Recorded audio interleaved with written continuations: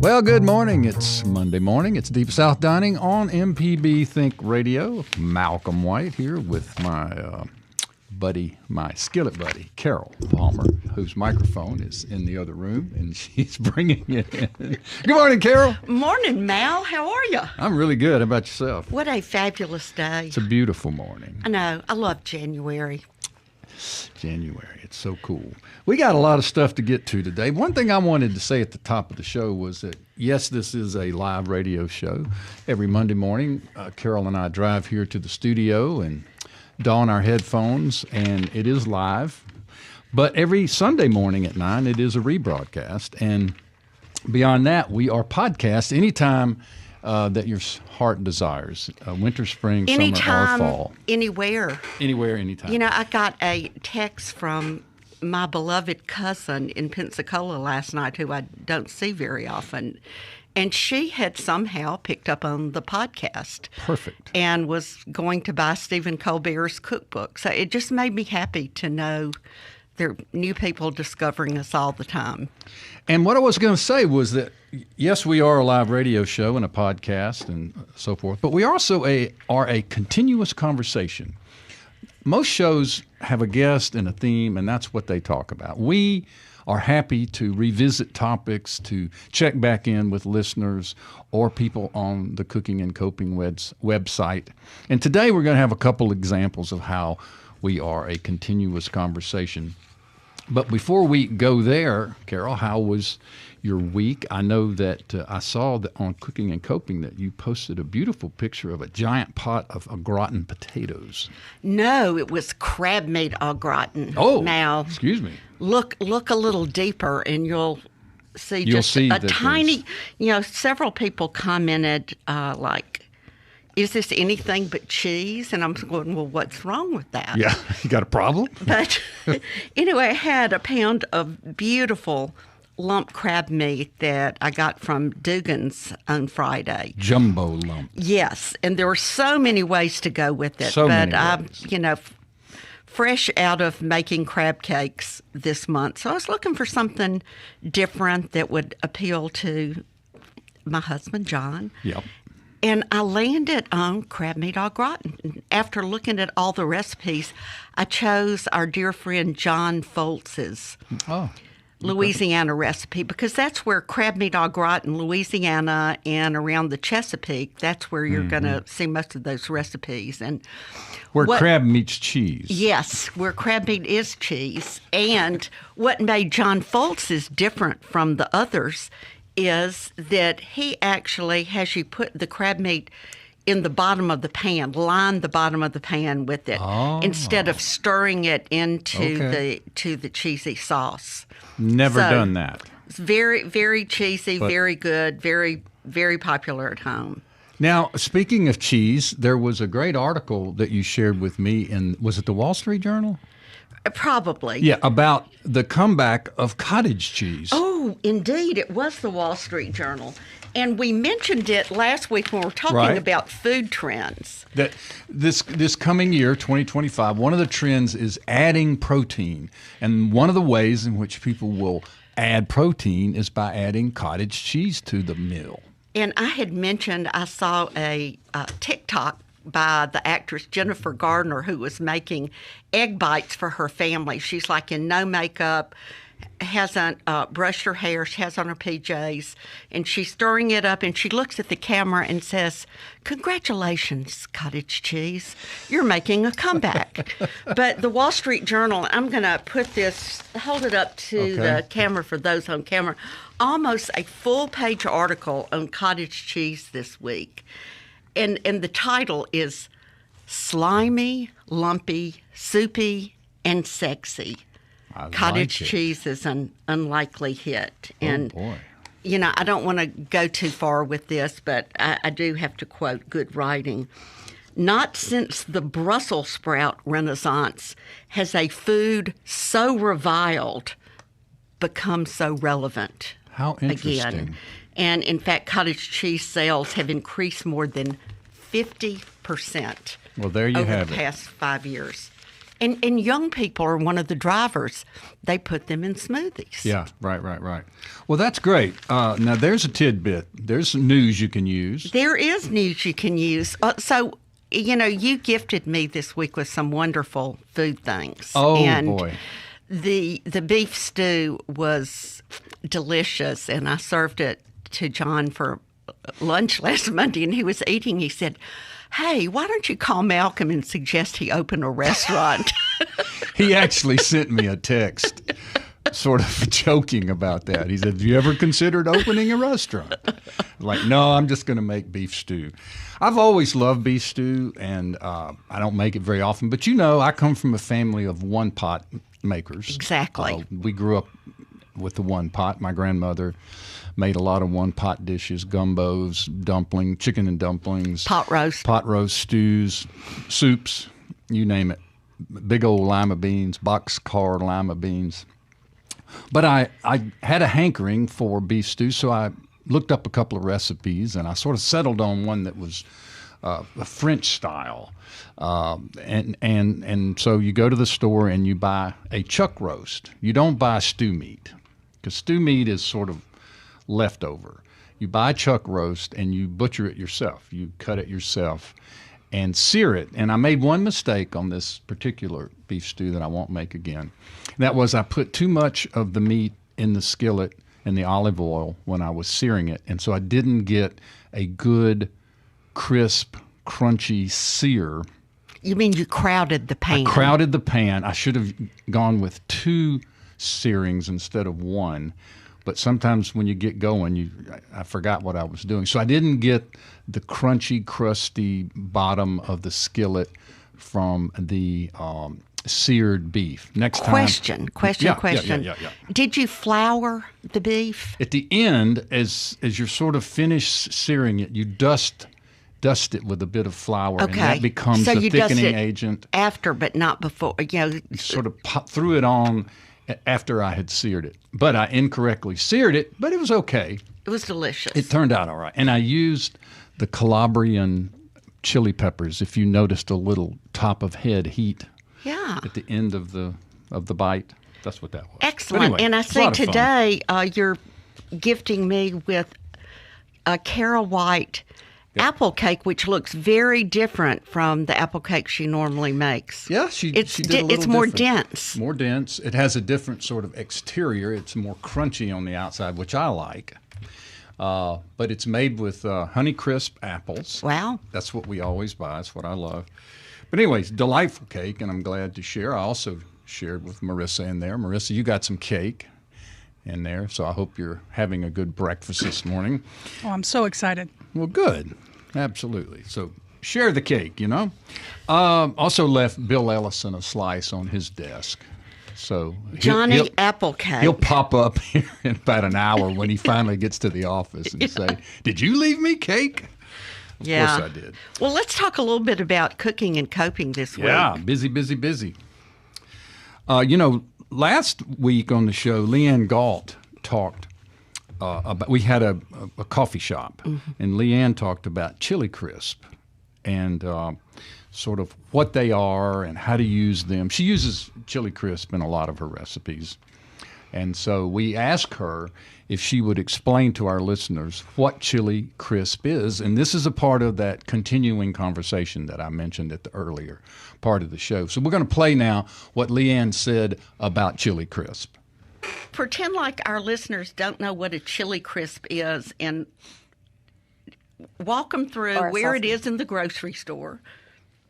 It is in, I'm in a limited grocery store area.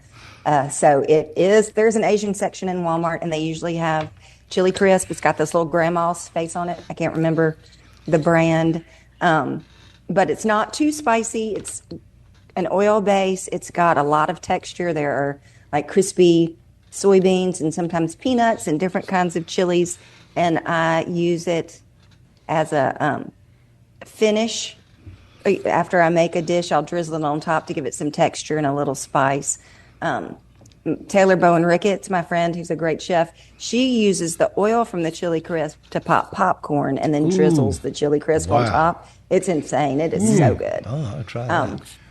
Yeah. So Go ahead. greens, beans, beans, rice, whatever you want. Yeah. So that's how she explained the chili crisp and ways to use it. And as I said, she had posted on Cooking and Coping several recipes using the chili crisp. But there were lots of things this past week on Cooking and Coping, lots of conversations. On the continuing conversation, I brought in for the folks who are watching on YouTube a jar of a chili crisp. It's actually called Chili Crunch because there's been a major controversy between the companies over who can use the word chili crisp. But you can see the consistency of it and that it's oil-based. And I also brought 2 other Leanne Galt products that she's used when when we've been together and she's cooked, and those are the Korean products, gochujang, and I have a paste here and a sauce, and we love condiments, and those certainly add. This is it here. Yeah, this is the gochujang. That's the chili crisp. Okay. So anyway, we'll continue that conversation, and we're also going to have Ann Taylor on. And Taylor Pittman. Ann Taylor Pittman, who wrote the Global Pantry back at the end of this month. And we're going to be talking about cooking light, and we'll also try to hit some more ways to give Global Pantry flavors to our cooking. Yeah, and I would say that Ann Taylor Pittman's book, Global Pantry Cookbook, was the book of the year for me. Yeah, because for me too. It talked about the pantry and the internationalization of foods from across the globe and how to use things like chili crisp or chili crunch. And it was really great. And we've had her on before, but we're really looking forward on January 27th to have Ann Taylor Pittman back on the show to talk about her cookbook, Global Pantry Cookbook. And if you haven't gotten it, you should rush out and get one. It's a great book, a really great book. I don't know if you saw the Garden and Gun that just came out, but John T. Edge has a piece on the Mayflower in there. Have you seen that? I have not. Thanks for the hot tip. Yep. Let's see. What else? Malin McAdams gifted me 2 vine-ripened tomatoes this past week. No. Malin is doing this thing. He takes these 5-gallon buckets and he has these tomato plants in them, and he moves them in and out of his garage depending on the weather. And he's been able to keep them producing all the way now through into January. And he gave me 2, and I thought, they're probably not going to be very flavorful. They'll probably be kind of watery. But no. Great texture, great flavor. Here we are in January. And so thank you, Malin McAdams, for those. And we went out to Sacred Grounds with a group of his friends. I call the Pascagoula Mafia. Yeah, I saw the pic, but I saw a couple of Boonville people. Well, just Tom Massey and I, but Tom and Malin are you were friends. anchoring the, Had to do that. One more Cooking and Coping shout out. So many people were making bread this weekend. Several people, it was a brand new thing, and one of the posters, Patty Davis, made the most gorgeous sourdough loaf, a round sourdough loaf, and Mary Woodward was making biscuits. And I just want to acknowledge, for me, bread baking is really hard. And to all the people out there who do it, Bob Yarbrough had a protein biscuit. Way to go. Absolutely. Linda Hitt did a French bread, so it was kind of a bread weekend. Now, our friends and family up north, that would be sort of, I would say, from Highway 82 north, they had a snow this past week. We didn't get a snow in Jackson. You probably didn't get one in Edwards. No. But people in Oxford and Starkville and Tupelo and Boonville Water Valley, they got a snow. They got a good snow. And so there was a lot of conversation on the internet about making snow cream. You and I were talking about when we were kids. Yeah, we used to make snow ice cream when we were kids. Yeah, you take snow and you add vanilla extract and I think condensed milk. Yeah. And stir it, and you have a snow cream. You were saying you were a little hesitant nowadays. A little hesitant these days. With pollution and such. But I don't want to discourage anybody else from snow ice cream. So we were happy that some of our family and friends were able to make snow cream. We were not. Yes, and snowballs. And snowballs. And snowmen and snowwomen. Absolutely. Yeah. All right, we're going to take a short break right here. And when we come back, we're going to talk a little bit more about the upcoming Mardi Gras and king cakes. We're very excited about this. Jason Brewer will join us from the Fleur de Lis gourmet bakery in Gulfport, Mississippi. If he were only here in person. He's not here, but he's here in spirit. Yes, but he's gonna come bring us one of his French king cakes. It'd be nice if we had a French king cake right now. But anyway, we're going to talk about that and more when we come back. More Deep South Dining right here on MPB Think Radio. If you want to join the conversation, you are welcome. It is toll free. It is 1-877-672-7464. We'll be right back.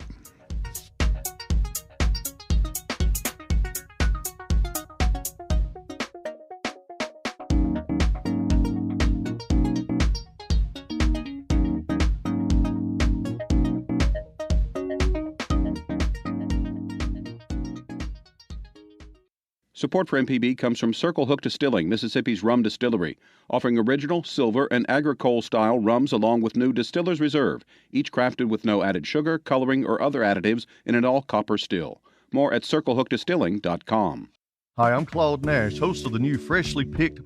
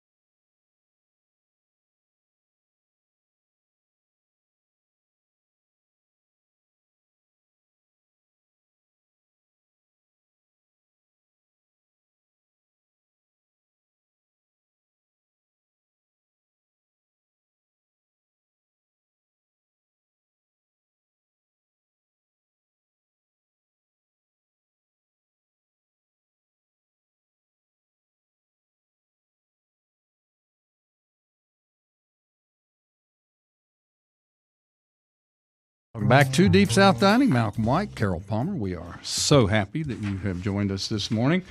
We were talking before the break about the upcoming Mardi Gras, and I was going to share a little bit of history that I unearthed, and I didn't do the research. I'm just quoting here. And this is what it said. It is believed that the concept of Mardi Gras officially arrived in North America on March the 3rd, 1699, when the explorers landed at a spot 60 miles downriver from New Orleans.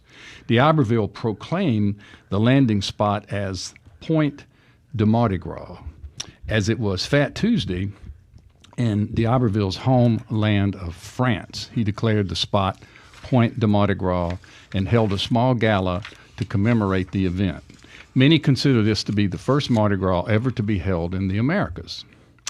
So, That was my birthday, March the 3rd. Oh, yeah. Yes. And so, let's see. And in terms of the king cake, let's see. The history of the king cake includes the tradition is believed to have originated in France around the 12th century. The cake was originally baked to honor the three kings, the Magi, who brought gifts to baby Jesus on the feast of the Epiphany, known as the 12th night or King's Day. And the cakes were circulated to represent the king's circular route to the Christ child, right? The name king cake comes from the biblical story of the three kings. The tradition was brought to New Orleans from France in the 1870s. King cake season officially begins January 6th, is also known as King's Day, and it lasts through the eve of Mardi Gras. So, Thank you, Mel. there you go. Sort of a setup for our next guest. We have from Gulfport, Mississippi, Jason Brewer has joined us via Zoom. Hello, Jason. How are you? Hey, how's it going? Man, it's good. How about yourself? Oh, I'm doing good. Well, Now- we know about a baker's day, so we are. I know you probably started really early this morning, and we are very grateful to you for taking time. Well, thank y'all for having me on. I love talking about this stuff, so I'm happy to be here. Now, you bake a different style of king cake than what we would think of, Carol, as the traditional New Orleans king cake. Indeed. And that is one reason we really wanted to talk to you, because what you're doing is pretty unique around here. It is.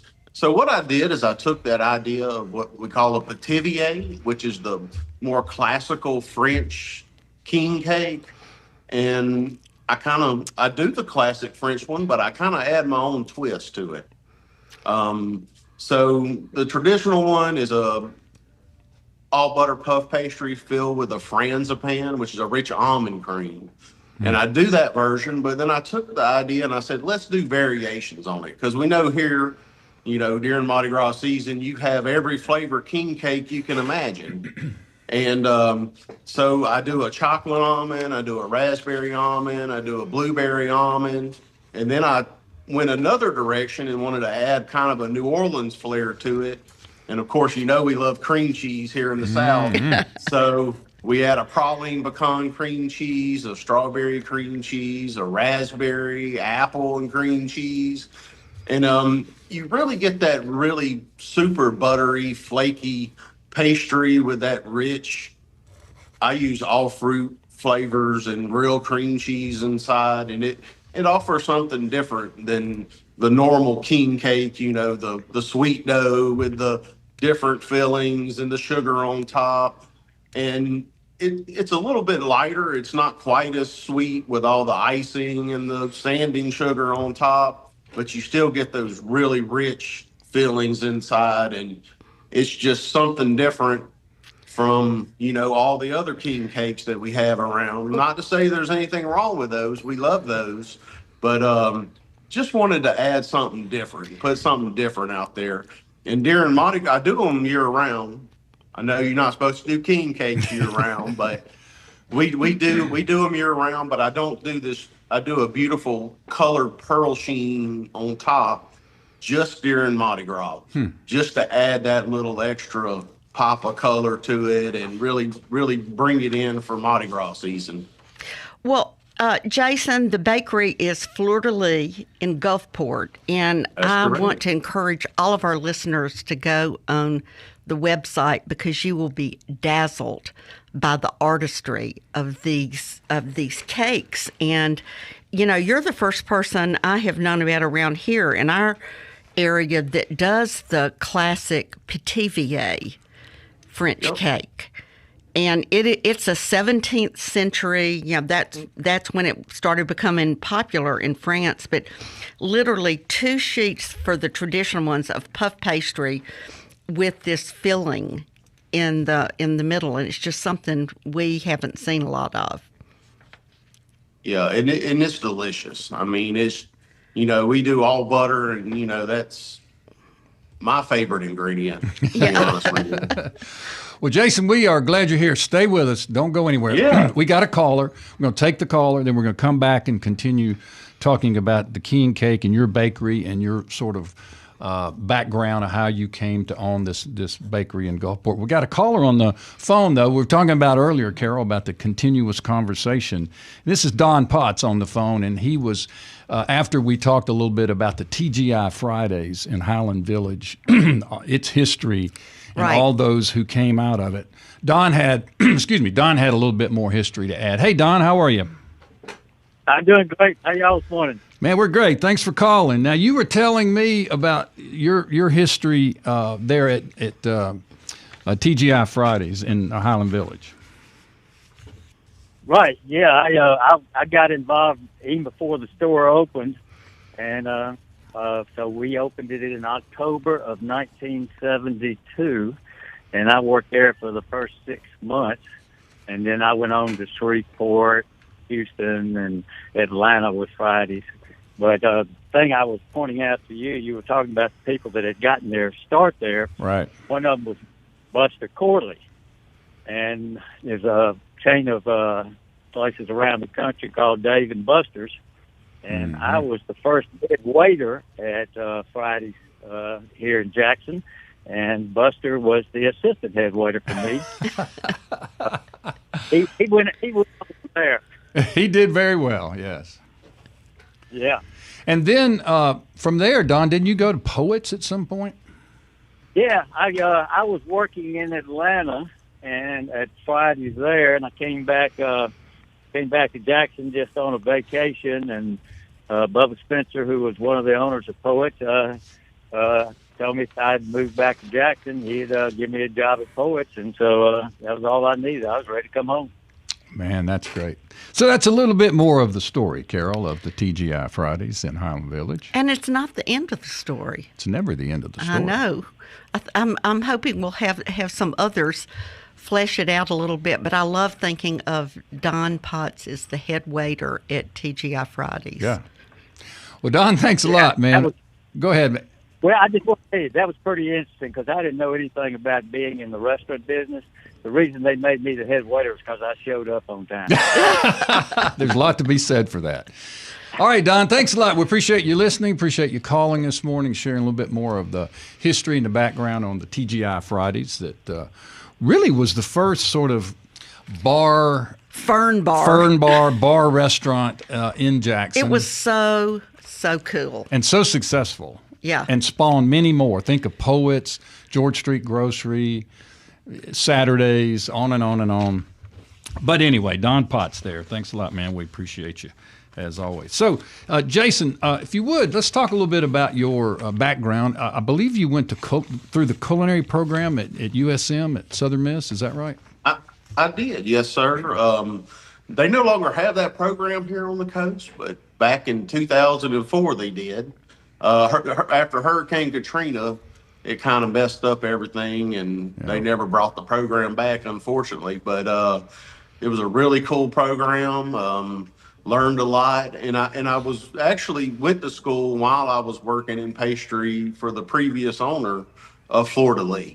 And it was a cool experience. I learned a whole lot, and but I fell in love with pastry, and that's it was 2010. I ended up buying Fleur de Lis from the previous owner, and well, the rest is history. We've been going ever since. But yeah, that's of course growing up, I grew up in Hattiesburg, and I grew up in the church. My dad was a pastor, and I helped my mom with catering stuff for little churches and all that. So I fell in love with food real early in life. I always have loved it, but I just gravitated towards pastry because, who doesn't love sweets, right?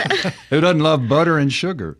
Yep. Jason, pastry is such a labor of love, but it is also a profession of intense labor and precision. It is. Yeah, and it can't turn away from it. Yeah. It's it's precise. When you go to bake bread or you bake it or anything, you got to follow that recipe. Mm-hmm. And if you don't, it's not going to come out right. And it's all about precision, making sure I use all weight, everything's done by weight, it's exact. But I love that part of it because it suits me, my personality. I like that they have everything kind of in order, and it just worked well for me. Yeah. So what's the location of the bakery? Where are you physically? Okay. So we're on 500 Courthouse Road here in Gulfport.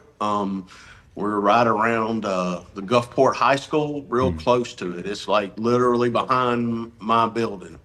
And so we've got a little spot here. We have walk-in. I keep a full case of stuff Tuesday through Saturday, 10 to 5, and it's all kinds of goodies. We got homemade cookies. We've got croissants and danishes.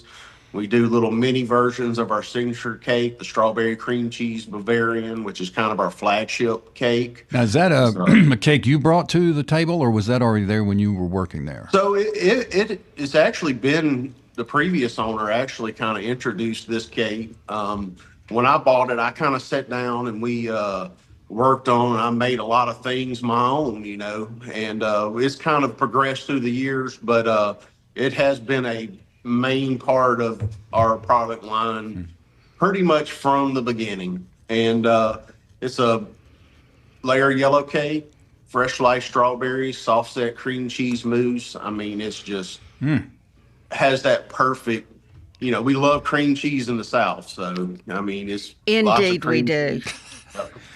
We will have to have Jason back and have him in the studio exactly. and bring some samples. Or either send a drone to Jackson, with some samples. I would love to come up. Y'all let me know. We'll give you a little advance notice, yeah. I want to go back and talk a little bit just about what you're saying, that pastry really fits your personality. And, to be a pastry maker, we're talking about being precise. Your product has to be uniform. And yes. I'm sitting next to someone who's never done anything the same way twice in the kitchen. He just kind of looks around and, I think I'll put a little bit of this, and a little bit of that. And that's not happening in your kitchen, is it? No, ma'am, that doesn't happen here. And I will say, when I leave here, I cook at home. When I get home, I like to be a little free-spirited. Don't get me wrong, I mean, because that's how you kind of learn sometimes. Yeah. But when I get to work and I'm here at the bakery, it's set up a certain way, and that's how you do it. So what I've always said is that cooking is an art and baking is a science. So there's not a lot of deviation when baking, it would seem to me. Now, I'm not a baker. But now, what time do you get to work? Is this early morning baking hours? So we don't do a ton of early stuff. I do a lot of prep late the day before. Okay. And then we come in and kind of set up. So, but typically we're in here between 6 and 7 in the morning. So I don't do a big breakfast. We don't open till 10 o'clock. So, we're not pushing real hard to get a bunch of stuff out at like 6 a.m. or anything. Gotcha. As of right now anyways. But we, it is early days, especially when the holidays come. Certain times of year, we're here almost, I feel, around the clock. We're here 4 or 5 o'clock in the morning just because we have such an onslaught of cakes. We do make all our stuff same day. So, like, when we come in, if you have a special order, it's put together and assembled that same day. Gotcha. It's a lot, but we do offer some of the freshest products you'll get. I mean, you're not going to get a fresher cake anywhere else. Well, a couple of questions. Do you put the plastic baby in your cakes, or is that a New Orleans thing? So I do include it in the box. I don't put it literally in there. Gotcha. I leave that up to the customer if they want to. Some people like to cut it and they want a certain person to make sure that they got it. So I leave it up to them. They can put it wherever they want to put it. That's it. Well, I was looking up the tradition over the weekend of the plastic baby, putting the plastic baby in the cake. And, of course, what I think we all know is the person who gets the baby in their piece of cake is supposed to bring the next king cake. Host the next gathering. The next gathering. But what I had not heard before, and I feel like I've been cheated, is that when you get the baby in the king cake, you are supposed to be treated as royalty for the rest of the event. So as well as host the next. Yes. Okay. Yes. We've left that out. Yep. Yeah. Yep. And that's the classic French way they do it. They call them faves, which is bean, and that's how it started. It was a bean that they would bake into it, and then whoever got it was the king of the party. Yes, I think we need to really bring back that tradition, Malcolm. Sure, I'm all in, particularly if we get one of these French-inspired cakes that Jason... And in France, they put neat little figurines in there, little porcelain figurines of different religious people from the Bible, and some of it's actually pop culture type little characters that they'll put inside of them as well. Well, how many cakes, these king cakes, how many of these are you producing during the carnival season, I guess, which has already begun and goes through Ash Wednesday? So we have a long season this year. I think we got an extra couple weeks as opposed to last year. It was very short king cake season, but we get into the thousands that we make throughout the entire season. And it's already kicked off. Last week, we, after 12th night, people were ready for them, and we've been offering them for special order and for walk-in. So it's already started pretty good. How many servings does your cake provide? How many people? Okay. So I cut them up and I serve slices for walk-ins, so people come in and try them. And I cut it into 8 slices. Okay. What about a traditional New Orleans style king cake? How many servings does it have? About the same? You probably get a little bit more, maybe. They all make different size ones, so it just depends on, which size, which one you get. I'm not real sure. You can cut them a little smaller. The New Orleans style ones, you can get a little more. Mine, it's so flaky, you just about can't cut a little slice of it because it's just so tender of a pastry.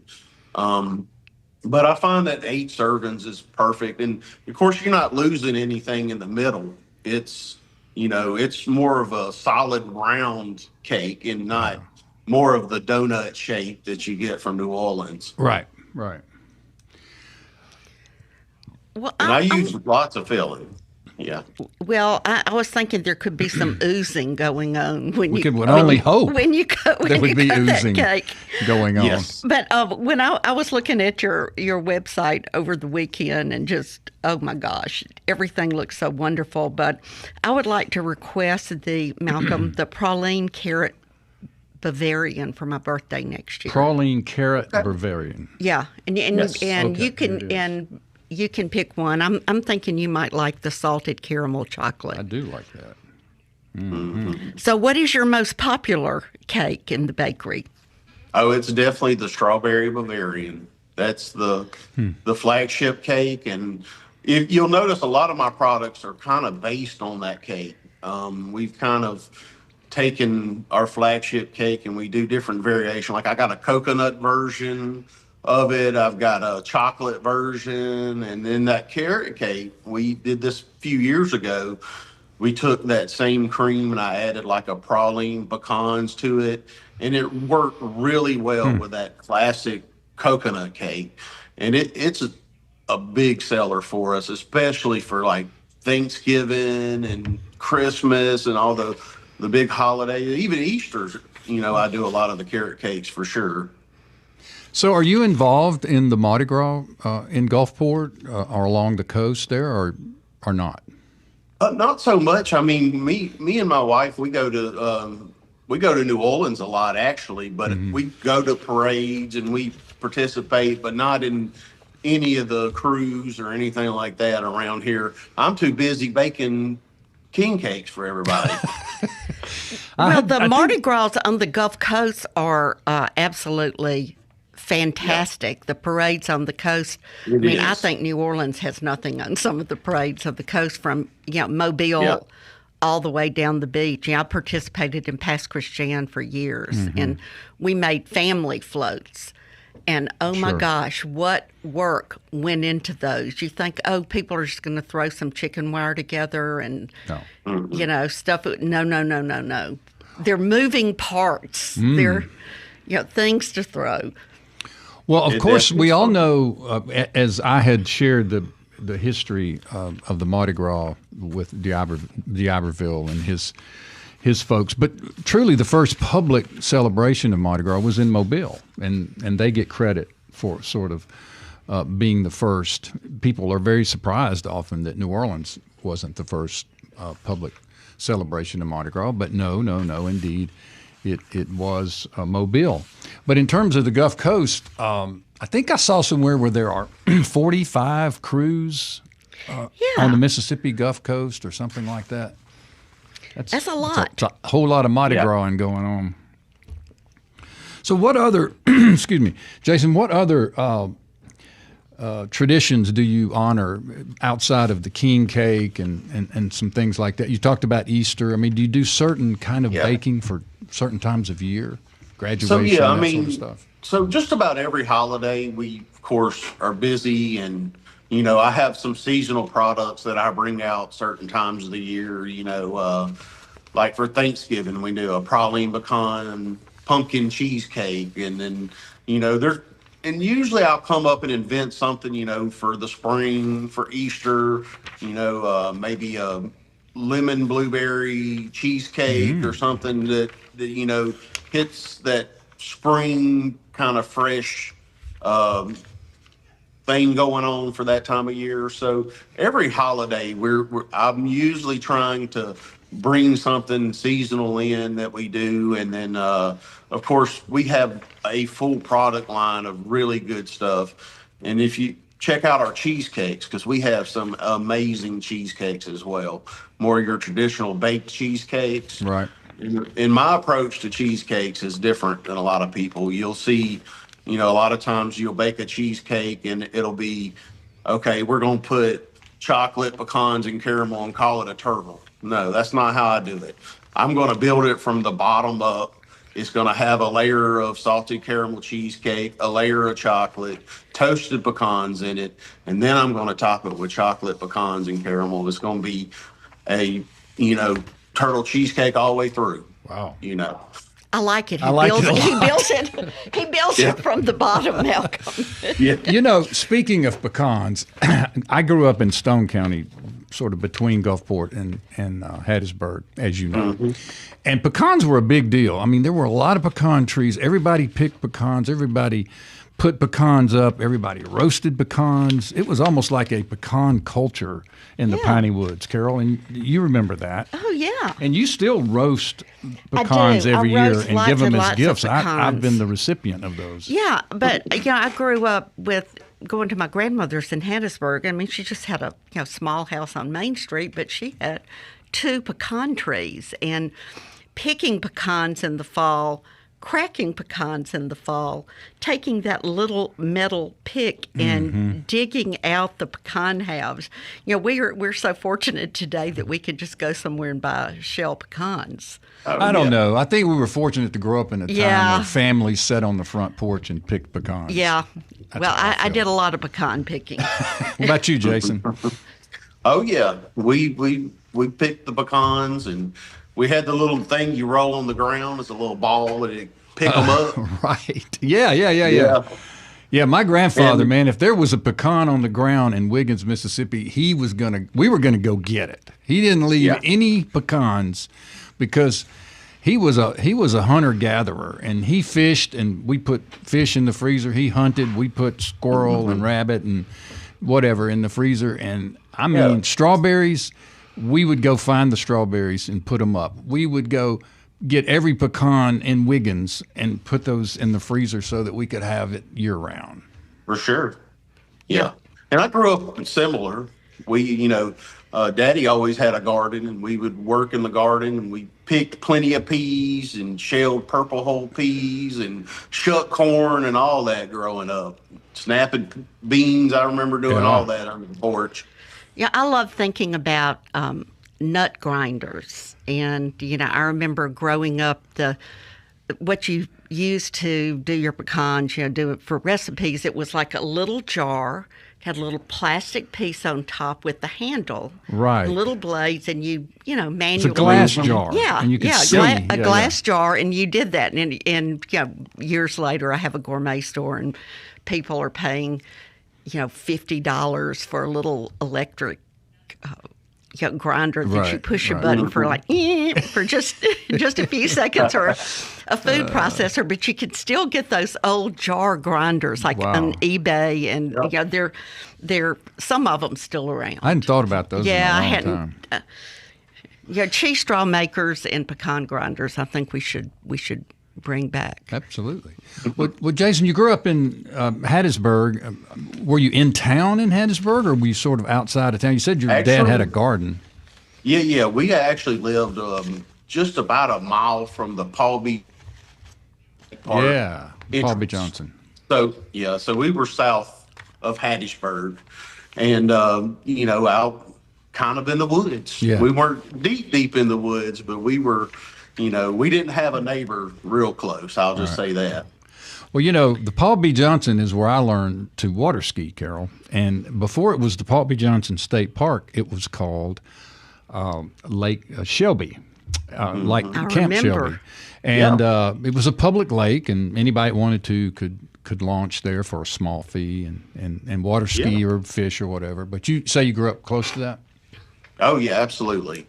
And I mean, I went to the lake. I could ride my bike to Paul B. So we were super close to it, and I would go drive over there and ride around the lake, and we'd go fishing in there and go to the little visitor center. And I spent a lot of days at Paul B for sure. Well, Jason, thanks a million for joining us. And again, Fleur de Lis Gourmet Bakery in Gulfport, Mississippi. And it's downtown, sort of around the courthouse, close to the high school. Actually, no, it's not downtown. It's not downtown. Courthouse Road is actually the courthouse it used to be Mississippi City, which was a whole nother town, and so it's on the Courthouse Road. You froze on us there, Jason. Close to the Gulfport High School. Is where the location Mississippi City. So it's All right. Well, look, continued success. Thank you for joining us. Carol and I can't wait. I cannot wait to get down there and get one of these luscious cakes pronounced. Y'all come see me. Thank you, man. How do you pronounce it, Carol? Petivier. And that's it. A different king cake, as it were. Yes. Yeah. Well, that's wonderful to know. Thanks again, Jason. Thank you, Jason. Thank y'all. We'll come see you sometime. So many of our friends, our restaurant friends, are in king cake season right now. It's unbelievable. I mean, Robert St. John, Jeff Good is with Broad Street Bakery. Robert St. John, they're selling, I think, 250 a day. A day, I think he said in his latest video. That's a lot of king cakes. Yeah, when Robert was coming up for... And that's Loblolly in Hattiesburg. That's Loblolly in Hattiesburg, yes, indeed. But when he was starting his king cake research, he told me about a place that he went in New Orleans, and I want to share it with people who may be down there. It's called King Cake Hub.